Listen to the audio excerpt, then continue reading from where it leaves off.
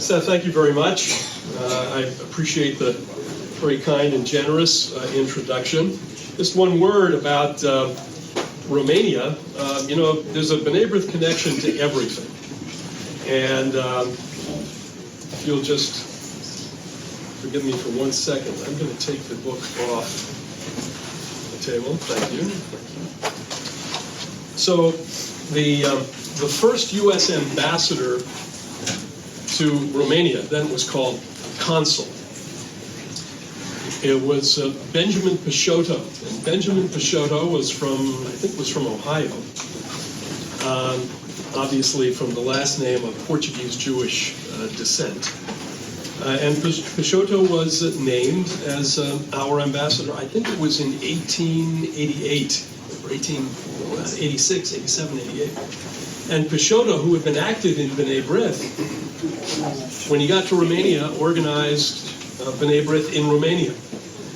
So that's how far back we go. My roots, my own roots, my family, on one side is Lithuania and one side is Russia.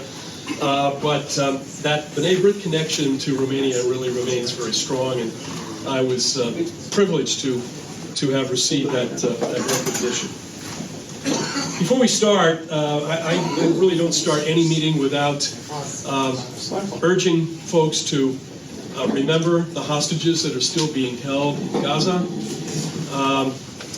We thought in the last couple of weeks that there would be some developments that would lead to their release, and we're still very hopeful. Those meetings and those negotiations are still going on. Some of you know one of my cousins is a hostage in Gaza. His name is Sagi Dekelchain. 36 years old, father of 3 daughters, and his youngest daughter was born while he has been in captivity. Fortunately, his wife and his 2 daughters managed to survive in their safe room somehow. His wife at the time, on October 7th, was 7 months pregnant, so his 3rd daughter was born since he's been in captivity. So we really need to remember them, not to forget them, to think about them, and to hope and pray that there will be a release soon. And I wanted to show you this. It's on my phone. So this says, at the top is Home Front Command, rocket and missile fire, Tel Aviv across the Yarkon River, Tel Aviv. Time of arrival to protected room, 1.5 minutes. Enter the protected space and stay there for 10 minutes. I have an app on my phone. I was in Israel a few months ago, and I put this app on. The app is made available by Israel's Home Front Command, as I mentioned. And when there is an attack, most recently, let's say by the Houthis, there's a kind of a blare that goes off on my phone. It doesn't last very long, but it's loud enough to catch your attention. And people are able to get to their safe rooms and their shelters wherever they need to go. No country should have to live like this. You know, we're talking about the Houthis. The head of the political bureau of the Houthis was quoted about a week ago, and he said this to Israelis on Twitter, on X. And he said, those who want to sleep should go to sleep in Cyprus or return to their original country. That's the enemy. That's the Houthis that are now attacking Israel. And fortunately, you probably know, a couple of days ago, the United States, the UK, and Israel, all independently, although I'm not sure necessarily it was totally independent, all attacked targets in Yemen to do what has happened to Hamas and to Hezbollah, and that is to degrade and defeat the Houthis. A couple of other things before we get into the topic at hand that I just wanted to comment on. The House of Representatives voted a couple of days ago to impose sanctions on those who are engaged and work for the International Criminal Court. We'll talk about the ICC a little bit later. But it's extremely important that the House adopted this legislation. It was carried 243 to 140. I regret that. It was somewhat along party lines. Would have been great to have 400 votes in the House to condemn the ICC. Nevertheless, it was adopted. It now goes to the Senate. And those of you who are here and who are American citizens, please go back when you go back home. Make sure your senators know that this is extremely important and that this legislation needs to carry. And one other note of interest over the past 10 days or so is that the American Historical Society, which is an academic organization of historians, has charged Israel with scholasticide at their annual meeting. That's a new word. We know about all the other sides, but this is scholasticide. So what do they say?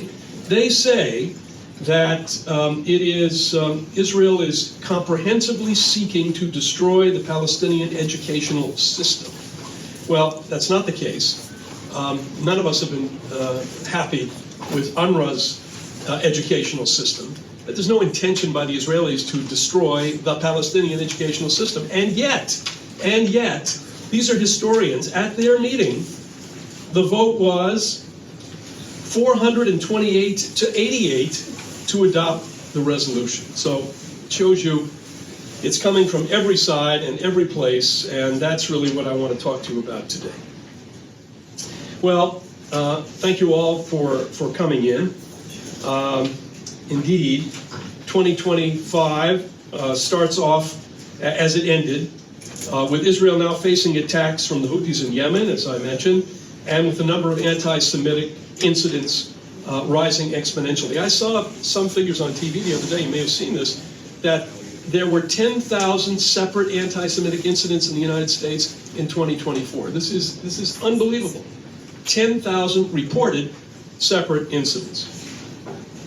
Since October 7th, Israel has engaged in the seven-front war against Hamas, Hezbollah, the Houthis, the Iraqi and the Syrian proxies of Iran, the West Bank, and Iran itself. It has thoroughly degraded both Hamas and Hezbollah. It has defanged Iran's air defense systems.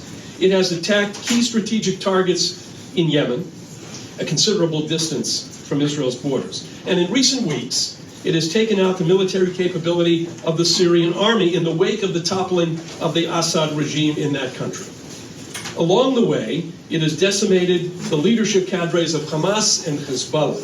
A mammoth task. All of that has been keeping the IDF on the front uninterrupted for 16 months. And there is still more work to be done. For us, in the diaspora, we are facing a five-front war. Most of the mainstream media, a growing number of harsh critics of Israel in Congress, continued pro-Palestinian activity on college campuses and in academia, diplomats and governments generally, including the United Nations, and on social media. 2024 featured a cascade of official anti-Israel, anti-Semitic activity, approaches, statements, and votes at the European Union, the United Nations, and in Latin America, not to mention dozens of capitals spanning the globe. It was also a year of almost daily demonstrations against Israel, led by bullying, intimidating marchers in London, Paris, Berlin, and so many other cities. And in the Netherlands, a country where more than 90% of its Jewish population was sent to its death during the Shoah, a vicious pogrom against Israeli soccer fans saw its victims jumping into the canals and hiding where they could to avoid being beaten by the pro-Palestinian mob. Now, voting on anti-Israel resolutions at the United Nations was to be expected. We've seen that for years and years. The word Hamas, however, was not to be found in these resolutions, particularly in those adopted in the General Assembly. The UN Women's Committee took months to acknowledge the brutal sexual violence against Israeli women in the October 7th attacks and against those taken as hostages. A series of statements came out of the UN defending UNRWA, even in the face of clear evidence that many of its workers were Hamas operatives, some of whom participated in the massacre on October 7th. And there were other UN statements fanning the flames of criticism of Israel over inflated casualty figures and lies about the delivery of humanitarian assistance to Gaza. So we'll talk about that in a little more detail in a minute. The UN's Special Rapporteur on the occupied Palestinian territories, Francesca Albanese, did her usual job of smearing Israel, most recently only some days ago, calling on countries to cease medical cooperation with Israel after the IDF destroyed a concentration of Hamas terrorists who were holed up in the Kamal Adwan hospital in Gaza. You may remember the story. Israel killed 20 terrorists inside the hospital, arrested 240 terrorists. By the way, NBC's, we're talking about the media, NBC's link to this story read, Israel burns Gaza's last remaining hospital. Now, we know the details. Israel was able to do the impossible, just as it's done repeatedly through these 16 months. It was able to enter the hospital, arrest the terrorists, kill those it was able to kill, and still made sure that those who were being, fed intravenously and were sick and were in those wings of the hospital where patients were being treated were cared for and were not involved in that particular effort. I don't think any other military force anywhere has ever gone to such lengths to save people under those conditions. And that's just talking about the UN. Gabriel Boric, the president of Chile. Is Jaime Fuchs here? There he is. Jaime is Mr. B'nai B'rith in Chile. So Gabriel Boric, the president of Chile, not long after October 7th, charged Israel with violating international law in Gaza. He was among the first, saying during or after a meeting with President Biden, quote, "The right of a state to defend itself has limits. And those limits imply respecting the lives of innocent children and respecting international humanitarian law."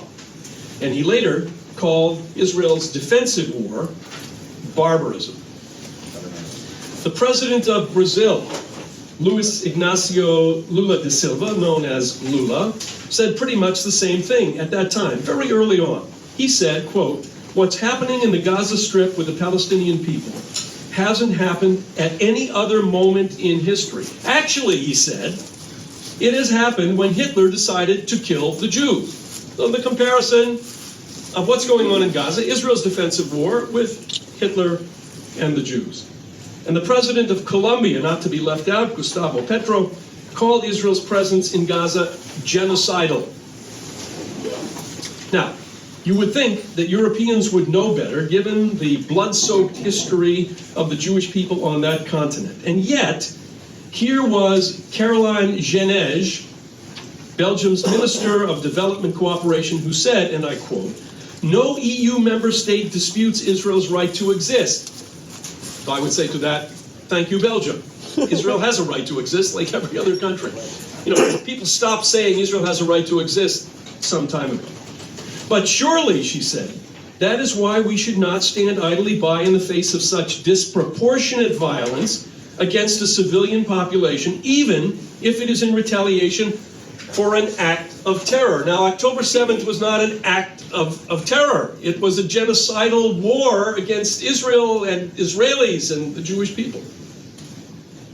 But Genève was not finished. She also criticized Germany for being supportive of Israel. Quote, "German friends, are you really going to be on the wrong side of history twice?" she asked. "Are we going to stand by if ethnic cleansing were to take place? So I hope," she said, "that Germans will take a deep look into their own hearts, unburdened by their historical traumas." And to that I would say, as the Israelis would say, "Eza chutzpah." What chutzpah?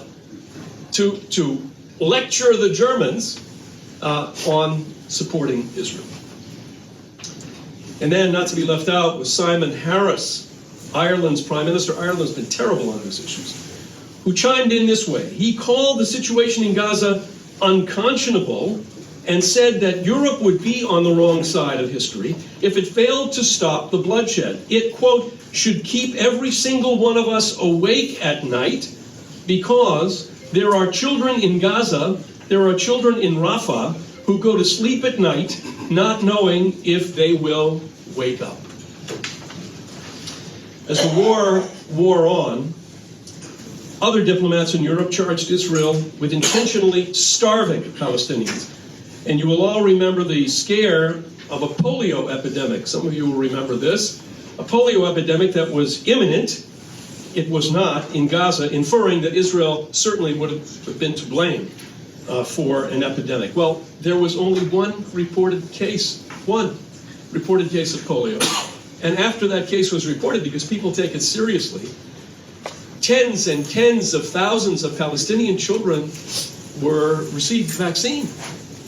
And so for those 2 or 3 days when that was a front page story, the clear inference, the clear implication was that if children were going to die of polio or contract polio, that Israel would be to blame. But the biggest blood libel of all, the biggest against Israel, has been the genocide charge. And let's be clear. If genocide in Gaza was Israel's objective, it would have unleashed its air force for 2 days. I'm not a military person, but my guess is for 2 days, day and night, and engaged in carpet bombing, and that would have been it. It did not. It has gone to extraordinary lengths to avoid casualties, calling off many actions at the last minute because of the possibility of injuring or killing civilians. Indeed, now almost 400 IDF soldiers have been killed in Gaza and thousands more wounded. We don't even know the numbers. 14. How many? 14,000? There you go. In a fight against an asymmetrical enemy that hides in tunnels underground and in schools, in mosques, in hospitals and apartment buildings, surrounded by human shields everywhere. It is impossible to defeat that enemy without somehow there being civilian casualties. And look, we don't like to see anybody killed that is not a combatant, but the human shields element, the asymmetrical enemy element here, certainly is something that cannot be denied. Raphael Lemkin was a Polish Jew who lost almost all of his family in the Shoah. He's the man who coined the term genocide. And he worked day and night to advocate for a definition of genocide that would ultimately be adopted by the United Nations and would be incorporated into international law. Now, according to international law, genocide occurs when a state commits, quote, one or more acts with the intention to destroy in whole or in part a national, ethnic, or religious group. And intent is the clear operative word here. Israel is not committing genocide. It is not its intention to do so. Yet this charge has become the big lie, repeated from high school social studies classes all the way up to the big think tanks, the major media, and in parliaments and congresses everywhere. You know, in the Middle Ages, it was Jews poisoning the wells. And then it became Jews killing Christian children for their blood so that you could make matzah on the eve of Passover. Today, trumpeted by social media and the general media, it is genocide in Gaza. That's the modern blood libel. Now, we see this, for example, just taking a look at the casualty figures.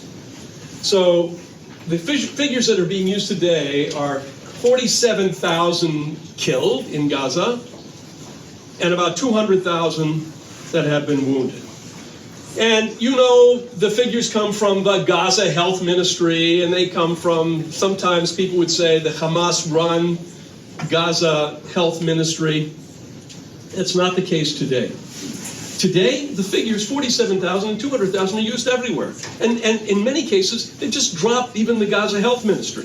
Now, these figures are thrown around without any breakdown of terrorists eliminated in that number, and how many civilian deaths in a population of some 2 million people may have come from natural causes. There is no breakdown of civilian casualties, for example, in apartments and homes of terrorists and their families, where gunmen are hiding out. Many reports of that. So these casualty figures are the blood libel of numbers, and are being used every day in any discourse or reporting on the war in Gaza in most of what we read and what we see. The genocide libel against Israel has been brought to the International Court of Justice by South Africa, and it's been supported by such countries as Chile, Ireland, Spain, Turkey, and Egypt. By the way, the president of the court himself, Nawaf Salam, is a former ambassador of Lebanon at the United Nations, where he voted over 200 times on anti-Israel resolutions during his time in New York. And at the International Criminal Court, charges are pending against Israel's Prime Minister Bibi Netanyahu and its former Defense Minister Yoav Gallant for, quote, starvation of civilians in wartime. And starvation is considered in international law to be a war crime. Now, within the context of the ICC, we need to be concerned about a new organization that tracks the whereabouts of IDF soldiers who may be traveling and who post about their travels and whereabouts on social media. And this is reminiscent, if you remember years back, of the universal jurisdiction case that was brought in Belgium against Ariel Sharon for his participation in the 1982 Lebanon War. And as a result of that universal jurisdiction case, which, by the way, had been brought by a judge in Spain, but the case was brought against Sharon in Belgium. At that time, Israeli political figures like Tzipi Livni, Moshe Yaalon, were not traveling outside to certain countries because they were afraid that they could be charged or they could be arrested as a result. So this all goes back many years. This case in Belgium was 24 years ago. But now, Israeli soldiers, or those who have served in the IDF, particularly in the Gaza war, have to be worried wherever they travel. There was this soldier who was vacationing in Brazil. He heard about the possibility of his imminent arrest, and fortunately, he was able to get out of the country. He went through a third country, and now he's back in Israel. This foundation that does this is called the Hind Rajab Foundation. It's based in Brussels. And I went to their website. You can go to their website, extremely sophisticated website. This is a website that is, and the organization is run by two individuals. One is Diab Abu Jaja, and the other is Karim Hassoun, who are known to be anti-Israel agitators and are believed to have connections to Hezbollah. And as with everything else, we'll talk about it in a little while, this is a case of show me the money. You have to find out who is behind, who funds this. If you look at this, I don't want you all now to go to your phones, but take a look at this website, and it is quite sophisticated. Now, attempts have already, in the wake of this, attempts have already been made to arrest Israelis who have served in Gaza, in Cyprus, in Sri Lanka, in Chile, in Thailand, in France, and other countries. So this is something that we need to be watching. This case, the ICC case, is an outrage, and frankly, it is a calumny, not only against Netanyahu and Gallant, but against all Israelis, and frankly, it is a calumny against us. And you know, countries like Poland and Ireland, the Netherlands, their leaders have already announced, as a result of this ICC case, that if Netanyahu or Gallant were to come to their countries, that they would be arrested. Now, in Poland, there seems to be a little internal debate now, because President Duda of Poland has said no. Netanyahu will be welcome to come to what? On January 27th, there's going to be the 80th anniversary of the liberation of Auschwitz. And so people will be coming from all over the world. We will be represented there. people will be coming from all over the world. Now, Netanyahu may want to stay home.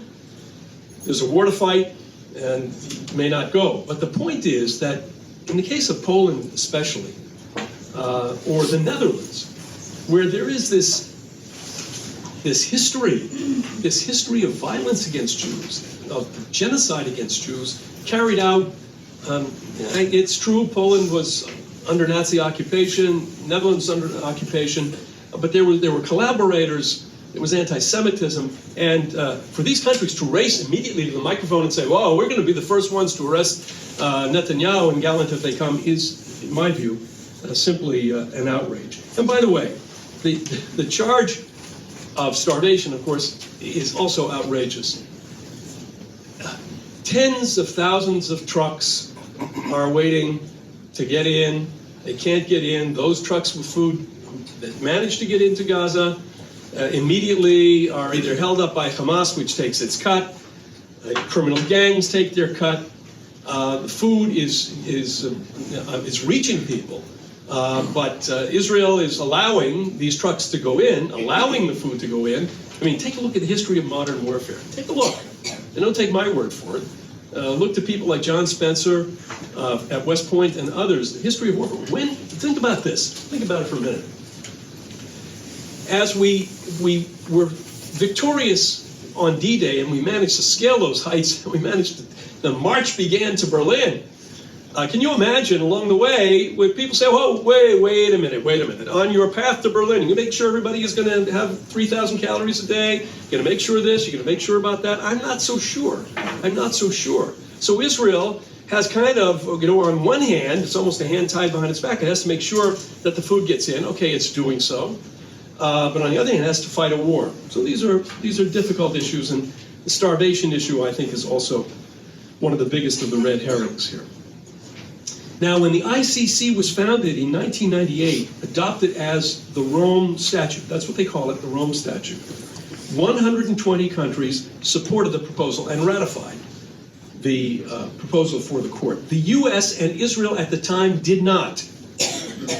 And B'nai B'rith did not welcome the creation of the court as it was set up, fearing that both Israelis and Americans could one day be hauled before the court by enemies or others. After all, our troops are all over the place, our American troops. So we are now witnessing exactly that eventuality. Here at home, in Congress, pro-Israel resolutions over the past 15 years or so, if you follow this closely, would usually garner about 400 votes in the House, bipartisan, 400 votes usually. And in the Senate, about 90. We'd always do be counting about 90 senators on any resolution affecting Israel. Again, bipartisan. No more. Led by Senator Bernie Sanders and members of the Squad and an increasing number of others, efforts to condition military aid to Israel over its prosecution of the war in Gaza against Hamas are underway.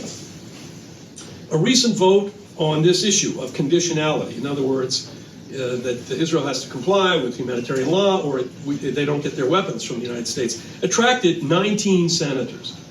And another vote, which called for a review of Israel's compliance with American law, attracted 77 House members.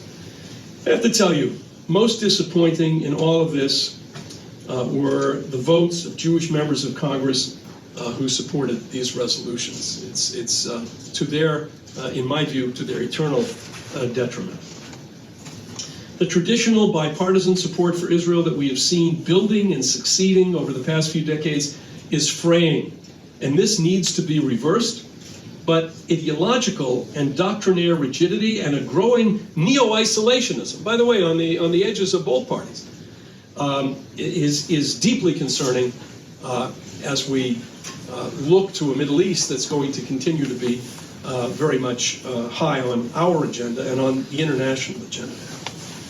The conditionality assaults on sending weapons to Israel has spread, and you saw this in France and the UK, and Italy, and others have declared that they would either suspend weapon shipments or they would eliminate them altogether to the state of Israel over the war in Gaza. And in France, they've gone back and forth. In other countries, they've been very clear that they're not going to send weapons, or when the contracts run out, they're not going to renew these contracts. Not that Israel is so dependent on those arms, but it does speak volumes about the base abandonment of Israel and its people by governments of countries whose Jews, in the case of France and Italy, for example, were sent to their slaughter, still in the memory of those who survived the Holocaust. And much of the mainstream media has adopted a position of antagonism toward Israel as well, and that compounds the problem. Most notably by its incessant use of the Gaza casualty figures. And I want to talk about the media very briefly. Here are some recent headlines in the Washington Post.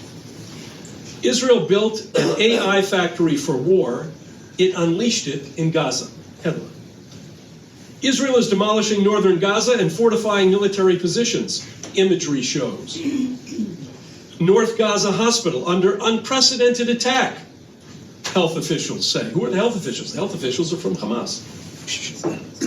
Recent headlines in the New York Times. Israel loosened its rules to bomb Hamas fighters, killing many more civilians. The Times Sunday magazine, I want to show you this. This is interesting. You may have seen this. You get the New York Times. This is Sunday magazine of a couple of weeks ago. So this is a story. It's called Escape from Gaza. It's not really, it's a photo essay more than it is a story.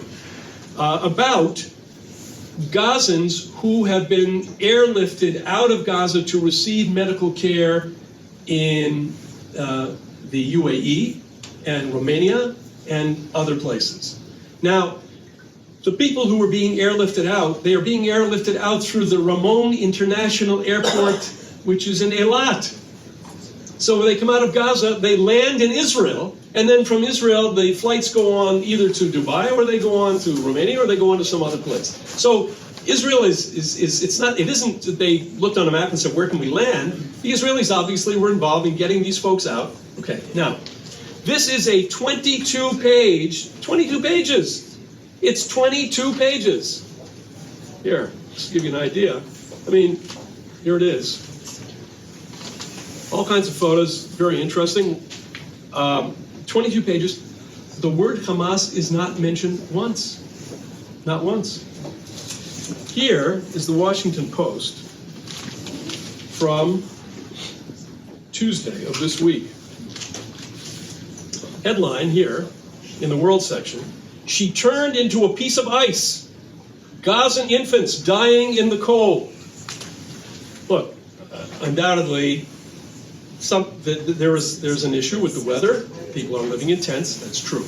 I looked at the temperature in Gaza this week, and the temperature in Gaza is about 70 degrees. I don't know what it is in the evening. So there may have been an issue or two. I'm not saying that there wasn't. I'm saying it's not unfortunate.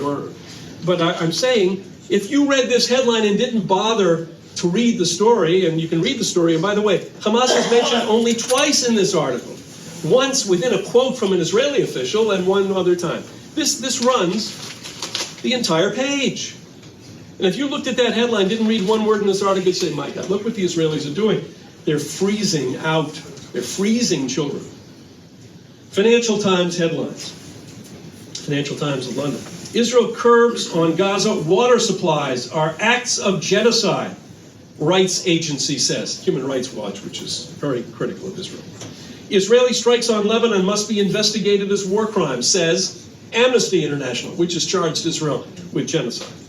Israel draws furious reaction from Egypt after taking more Syrian territory. They're taking Syrian territory to protect themselves in light of the big change in Syria that we saw with this jihadist group taking over.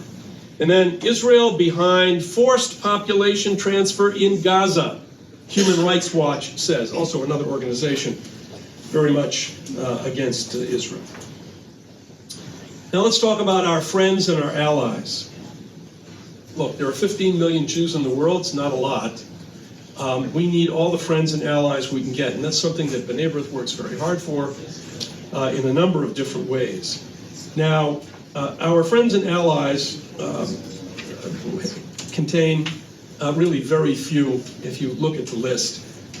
In the international community, the US, Czechia, which used to be known as the Czech Republic, Hungary, several other countries have been very consistent in their support of Israel. But other countries that have been friendly, such as Australia and others, kind of go back and forth.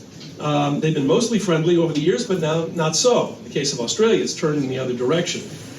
Even Austria, which has been very friendly and very supportive recently, occasionally veers to abstentions at the UN rather than voting against some of these anti-Israel measures. Sadly, anti-Israel votes at the UN and the hypercritical attitudes of a lengthening list of governments in Europe is to be expected. We expect it. But nevertheless, it is a disgrace of major proportions. You know, there's an odor to it, which suggests the following thought process. Basically like this. Okay, we know that you suffered. We know you were victims during the Second World War. But now you are the victimizer. You're doing the same thing. The tables have been turned. That's why they have the genocide charge. You said you were a victim of genocide. Now you're engaged in the genocide. And as a result of saying this, as they do, they're thinking, I don't know whether this is conscious or subliminal, they're saying, good, now I can lift the guilt from my shoulders for what I did, for actively collaborating during the Shoah, for being indifferent during the Shoah. On Hanukkah, the Claims Conference held its annual candle lighting ceremony for Holocaust survivors at the Kotel in Jerusalem. That in the lifetime of these survivors, the grandsons and the granddaughters of Europeans who did nothing to save Jews or participated in rounding them up and killing them should be rallying around the International Court of Justice and the International Criminal Court, calling for the Prime Minister and the former Defense Minister of Israel to be arrested for war crimes is totally reprehensible. Or countries like Spain, which burned Jews at the stake at the Plaza Mayor in Madrid, or the British, whose English forebears expelled Jews for nearly 400 years from English soil, or Norway, which was led by a Nazi puppet government, now lecturing Israel on how it should conduct a war against those who seek to destroy it, is also unforgivable. We have good friends like Douglas Murray, Colonel Richard Kemp, John Spencer of West Point, General Jack Keane, John Bolton, the actors John Voight and Patricia Heaton, the boxer Floyd Mayweather, baseball great Mariano Rivera, and a very few TV anchors and commentators, Martha McCallum, and Harris Faulkner, and Dana Perino, and some others. They basically are holding the fort. Now, I've written about some folks that you won't see on TV. My classmates in grade school and college in small town New Hampshire, and others who see through the shadows and the fog of anti-Semitism and the fakery and the blood libels of the moment, and who understand the threats posed to Israel. I'll just tell you one story.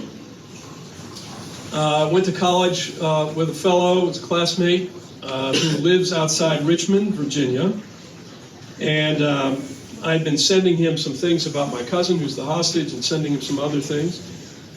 He wrote to me and told me he was moved by the situation.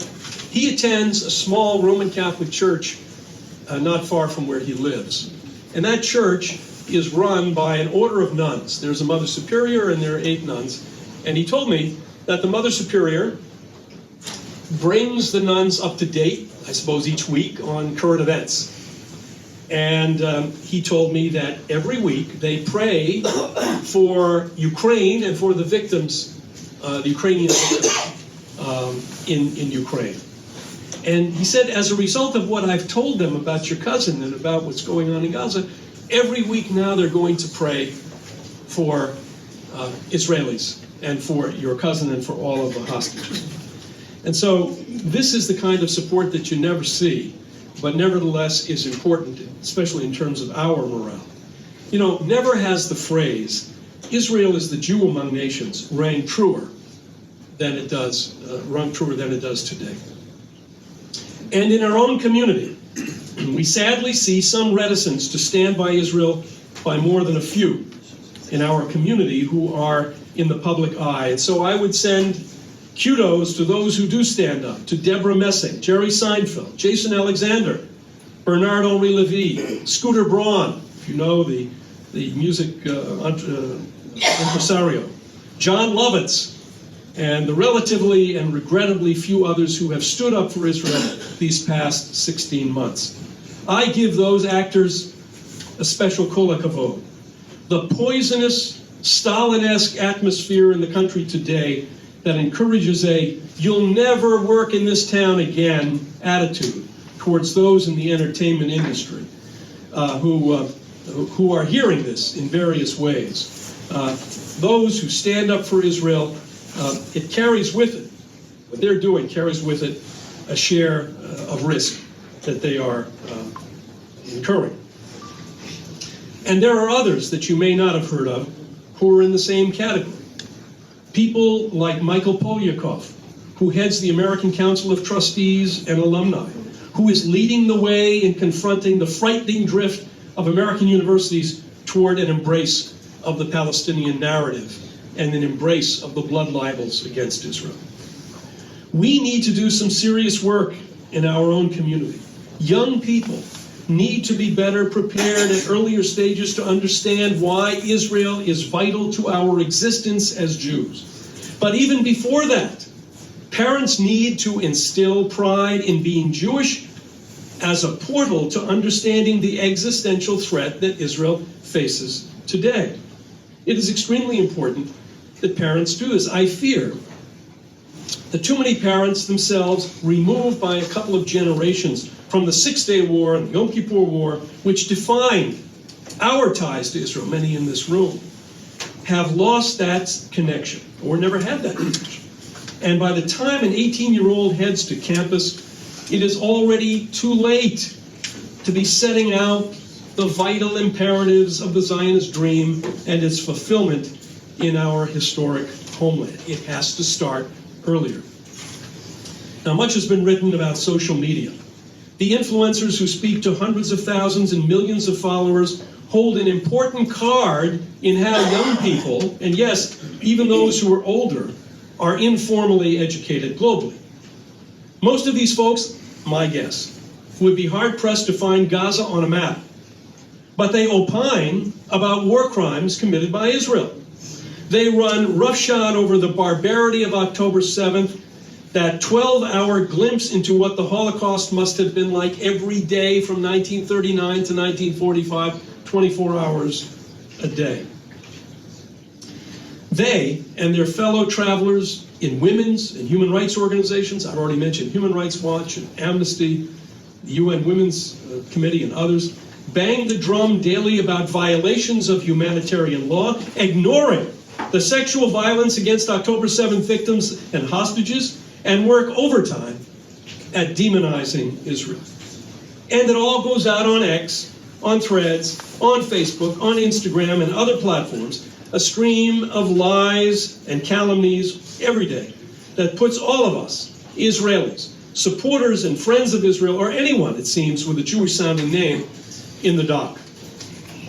Many attempts have been and are being made to push back on these daily assaults on the internet, sometimes with success, many times not. That should not stop us from speaking out, speaking up, and pushing back. Now, it matters to me that we could use more friends rather than see more and more people gravitating to and accepting whole cloth the lies and misinformation of the Palestinians and their allies in the media, on campus, in the halls of Congress, or at the UN. But that shouldn't stop us for a second in doing what we need to do and to set every record straight, to call out those who are marginalizing us and attempting to delegitimize and besmirch the state of Israel. We need the new Congress to double down and hold hearings, to get to the bottom of these funding sources, foreign and domestic, and the organizers of the campus encampments and marches through American cities. Determine who sends out the instructions on demonstrations, for example, outside the headquarters of Lockheed Martin, Who told them to go? Who organized that? Who gave them the directions to get over to Lockheed Martin's headquarters, which is just outside of Washington?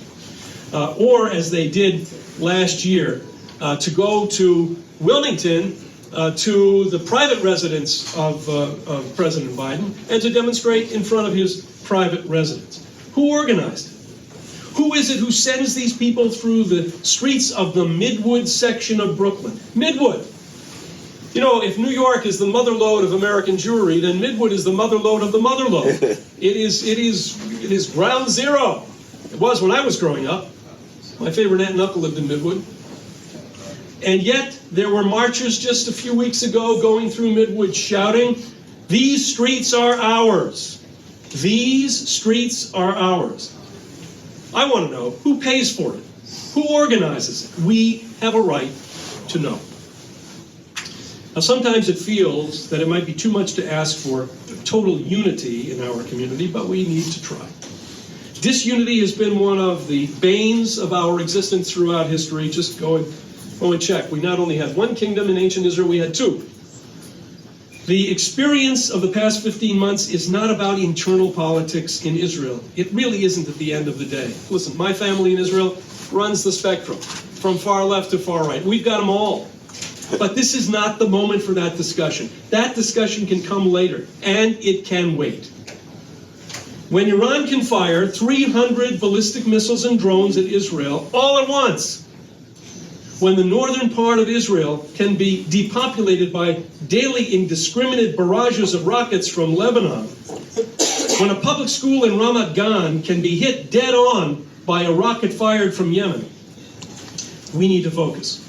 Focus on the existential threats of the Jewish state, against the Jewish state, for which our people have waited 2,000 years. We cannot be distracted, not have our collective energy sapped by political infighting and point scoring at a time of such threats to our people. Now, the months just ahead will present equally strong challenges. We hope the new administration will address the threats to Israel, to the region, and to all of us from the regime in Tehran. It is time to stop its march to a nuclear weapon and to put it out of the proxies business. Israel has contributed mightily to that effort, but much, much more needs to be done by the community of democracies especially. It seems sometimes that Israel's contention that it is doing the heavy lifting on this particular issue for everyone is still met by blank stares globally. But we need to keep reminding diplomats everywhere that this is not just Israel's fight. Look what happened in New Orleans here just a short time ago. This is everybody's fight, and it's not only Israel's to do that heavy lifting. We'll need to work on UN reform to push back and eliminate where we can the structural bias against Israel there. And we need to reinvigorate the Abraham Accords, adding the Saudis, the Indonesians, and others to this group of countries that sees and places a higher value on innovation, economic cooperation, and peace as working in everyone's best interests, and not hatred, killing, and negationism. Well, again, I know this organization is, I know what it does, I know what it is capable of doing. We need all hands on deck, every one of you. I always tell people, you know, everybody has a neighbor, everybody has somebody that they work with, everybody knows someone in town very well who's not Jewish, may not be connected to Israel, who unfortunately, they don't follow things maybe as closely as we do. Everybody can play their part. It starts with individuals in assisting Israel and assisting the Jewish people at this particular time. And I know that we are up to the task in this fight, and a fight it is. I'm very proud that B'nai B'rith is playing a vital role in all of this, as it has in our community for the past 181 years. Clearly, to borrow a term, this is not the work of a day. But I have no doubt that we will prevail. I know we will prevail in confronting rather new and old anti-Semitism, and in winning this war of right against wrong, of good over evil, in Israel's battles against those who seek to extinguish the flames of its decency and its place as the homeland of the Jewish people. Thanks for all that each of you do. Don't think for a minute that it is unimportant. It is vital.